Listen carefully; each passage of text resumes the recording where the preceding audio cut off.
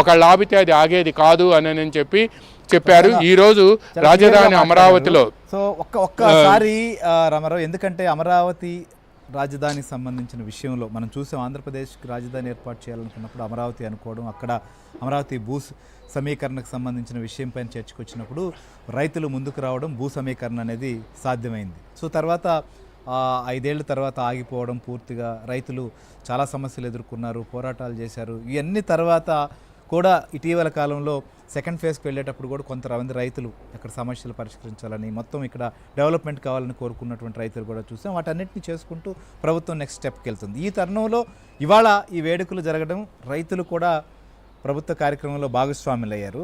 అసలు వారు ఏమంటున్నారో ఒకసారి వాళ్ళ రియాక్షన్ కూడా మనం చూద్దాం. ఇలాంటి రైతులను కూడా భాగస్వాములు చేయటం మాత్రం చాలా ఆనందంగా ఉందండి. మరి 10 ఏళ్ళు ఉమ్మడి రాజధాని ఇప్పుడు దాకా అనుకున్నాం, స్వతంత్ర దినోత్సవం ఎక్కడ, రిపబ్లిక్ ఎక్కడ అని కూడా మాకు ఆరా లేదండి. ఈ ఉద్యమంలో అసలు ఆంధ్రప్రదేశ్ అమరావతి ఉంటుందా ఉండదా అనే లెక్కలోనే ఉండాం మేము అందరం కూడా. ఆ రకంగా మమ్మల్ని గత 5 ఏళ్ళు ఏడిపించారు. అట్లాగే ఇప్పుడు ఉమ్మడి రాజధాని అయిపోయిన తర్వాత ఫస్ట్ టైం మన రాజధానిలో ఇలా రిపబ్లిక్ డే జరపటం అయితే మాకు చాలా ఆనందంగా ఉందండి. 1950లో రిపబ్లిక్ డే అప్పటి రోజుల్లో జరుపుకున్నారు, కానీ ఆంధ్ర రాష్ట్రానికి నిజమైన రిపబ్లిక్ డే అనేది ఈ రోజు వచ్చిందని చెప్పేసి మేము అనుకుంటున్నాం. ఎందుకంటే ఇంతకుముందు మనకు ఉమ్మడి రాజధానిలో ఎంతసేపు ఉండే ఎక్కడో చాటు చేసేయటం, హైదరాబాద్లో చేయడం అట్లా జరిగింది. రాజ్యాంగం అంబేద్కర్ రాజ్యాంగాన్ని కాకుండా రాజారెడ్డి రాజ్యాంగాన్ని అమలు చేసి ఎటువంటి భయభ్రాంతులకు గురి చేశారో చూసాం.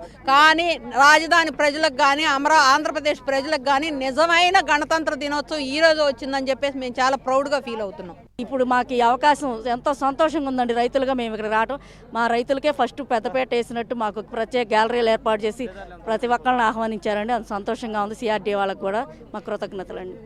కొంతమంది ఇది మామూలుగా నవ్వే వాళ్ళందరికీ ఆశ్చర్యం కలిగించే పనిలా చేశాడండి. అమరావతి మేము మారుస్తాం ఇప్పటికి కూడా అంటున్నాడండి గత ముఖ్యమంత్రి. ఆ మాటలన్నీ మాట్లాడకుండా చేయటానికి గణతంత్ర వేడుకలు ఇక్కడ చేస్తున్నాడంటే అమరావతి ఇక్కడే స్థిరంగా నిలబడిపోతుందని చెప్పి చూపించాడండి. అమరావతి రైతులు పెద్దపీట వేసి మీరు పాసులు ఏమి అవసరం లేదు, పచ్చకండ వేసుకుంటే చాలు, మీకు ముందు గ్యాలరీ మీకోసమేనని చెప్పాడండి. ఇక ఏమనిపించిందంటే ఎలా అయినా గవర్నమెంట్ జాబ్ తెచ్చుకోవాలి.